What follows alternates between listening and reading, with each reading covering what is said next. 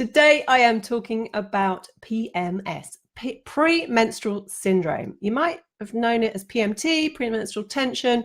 It's basically a set of symptoms associated obviously with your monthly cycle. Now, half of women are known to suffer some kind of PMS, anytime from your puberty right up to your final menopause when the periods actually stop. But it's particularly common during peri-menopause. And it may be common, but it's certainly not normal. There are lots of things you can do to help yourself.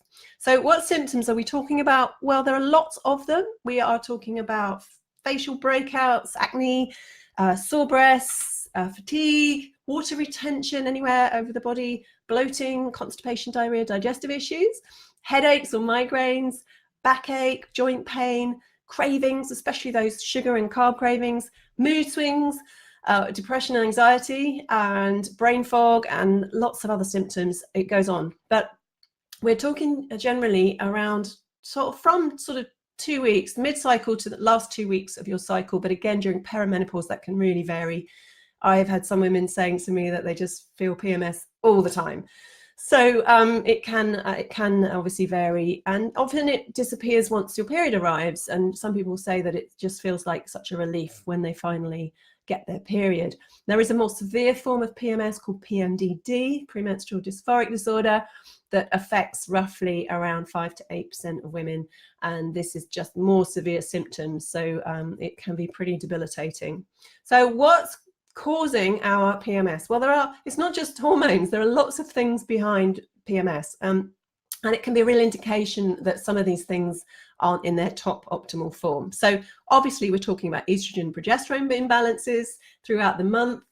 And obviously as you'll go into your second part of your cycle, your hormones are declining to that point where you're just about to have your period, and that's potentially those 2-3 days before your hormones are pretty low, and that can cause quite severe symptoms.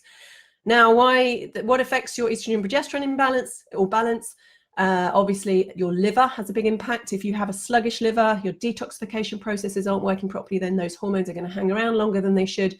And we really need to be detoxifying, eliminating the old ones and getting that balance. So liver's important.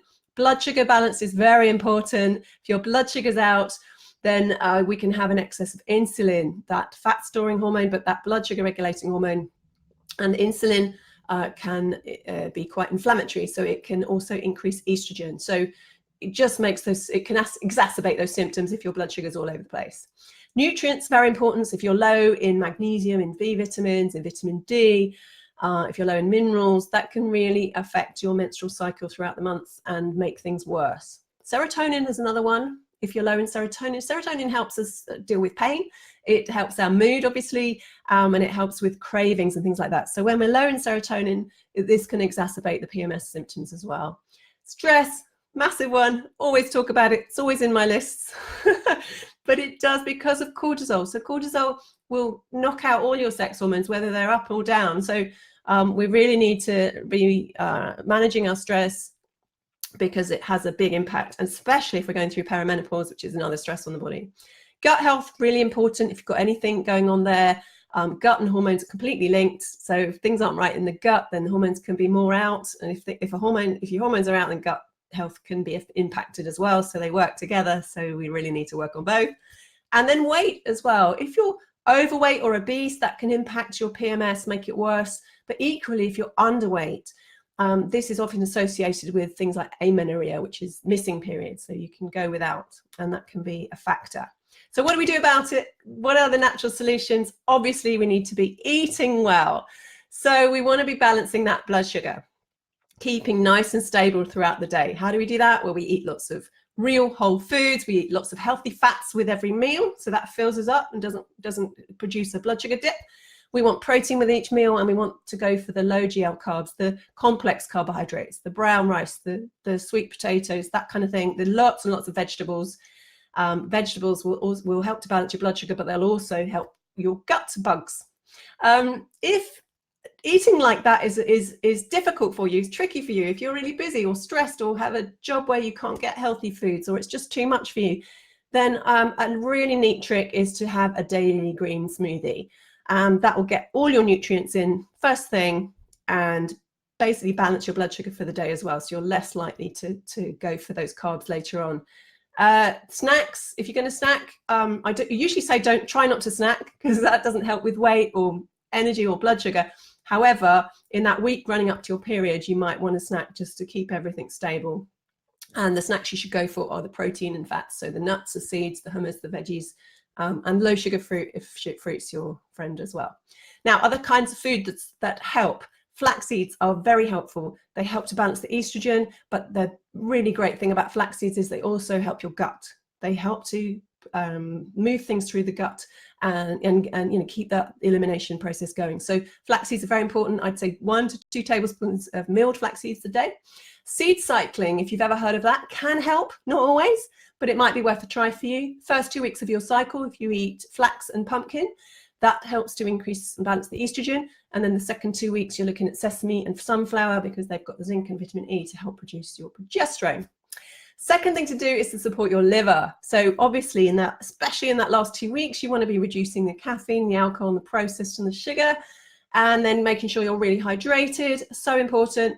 And then filling up on cruciferous veg. The cruciferous is the broccolis, the cauliflowers, the cabbage, the Brussels sprouts, the watercress, the kale, the chard, what else? Rocket. There's so many of them. Look them up, but really get as many of those in as you can, because they have something called indole-3-carbinol in them that help to get those excess hormones out of your liver. Third thing is stress management. It's always on my list, and it's one of the most effective things we can do. 10 to 15, 20 minutes a day. Mindfulness, relaxation, yoga. We've got studies on yoga now to show that it helps with PMS symptoms. All of that. Go for a walk, get your daylight. And that's the fourth thing, actually, is increase your serotonin and your melatonin. And this is all about your circadian rhythm, your daylight and your darkness.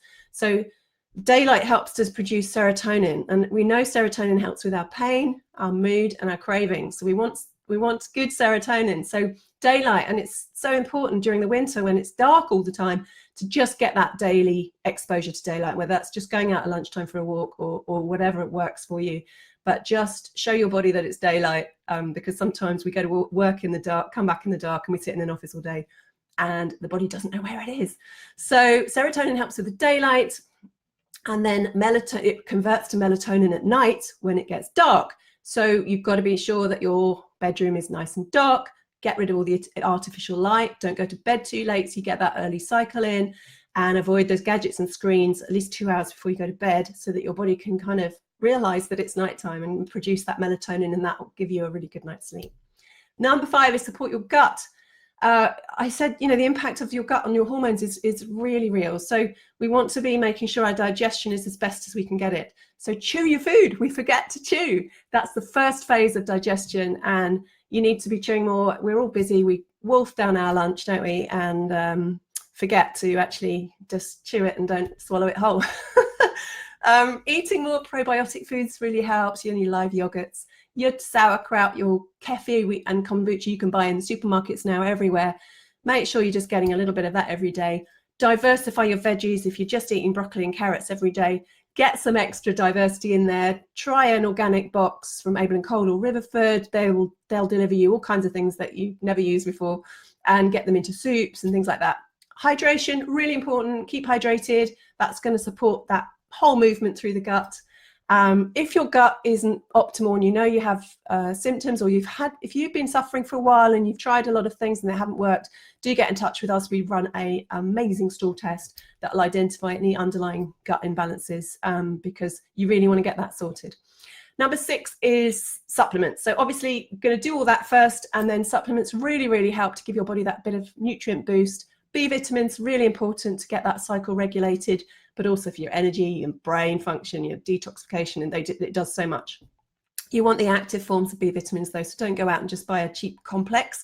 I like a multi that has all your active B vitamins in, your methylated B vitamins, the right type of folic acid. You don't want folic acid, you want folate, and all your minerals and your baseline vitamins and minerals. The best one I've found is Nutri-Advanced multi for women, so go check that out if you haven't got a decent multi.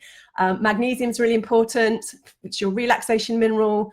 It really helps to, especially if you get cramps, magnesium is going to be your friend. You want 300 to 400 milligrams a day of citrate if you need a bowel boost. So if you're a little bit constipated, magnesium citrate is the form. If not, then magnesium glycinate is probably the best absorbed. Vitamin D and K, everyone through the winter needs to be taking vitamin D. Doesn't matter who you are. You're not going to get enough sunlight if you live in the UK. Now, if you're somewhere with lots of sunshine, you don't need to worry too much, as long as you're being exposed to it.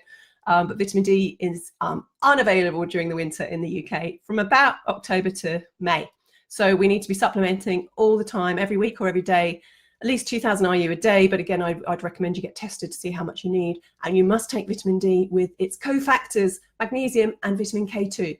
So take your magnesium separately and then your vitamin D with a K2. And there's lots of brands that do them now. Better you do one, but I like the Cytoplan one, CYTO plan. Does a vitamin D and K2 together. So just one less supplement to take. If you need some liver support, I'd suggest something like milk thistle, or you can go for an antioxidant formula or a liver support formula. They are very helpful if you feel like you've got a sluggish liver. For serotonin, I love 5-HTP, but only if you're not on antidepressants, and you must check with your doctor if you're on any other medications. But 5-HTP is the precursor to serotonin, so it really helps with mood and to increase that serotonin, which generally helps with a lot of things. It converts to melatonin as well. So if you're having any sleep issues, if you take that before bed, it can help. Adrenal support, again, if you're stressed and you know that you need some support there, along with your stress management techniques, there are some lovely adrenal support formulas as well. Fish oil for any inflammation, pain, cramps, but also generally, if you don't eat enough oily fish, then you need some EPA, DHA, and GLA, or omega-3s and omega-6. GLA is the other name for evening primrose oil. If you take that on its own, it can help, definitely, but I like to take it in a formula with EPA and DHA. So just search for all of them, because then you're getting the whole omega spectrum in one go. And then for low progesterone, Vitex agnus castus is a great herb. It doesn't work for everyone, but it's a really nice thing to try if you are lacking in progesterone, which we often are during peri-menopause, because we don't ovulate every month and we don't produce enough progesterone. So I hope that's been helpful. Again, if you need any help with this, you need any personalized programs, then do get in touch with us, message me underneath, comment, and let me know what works for you too. I'll see you soon.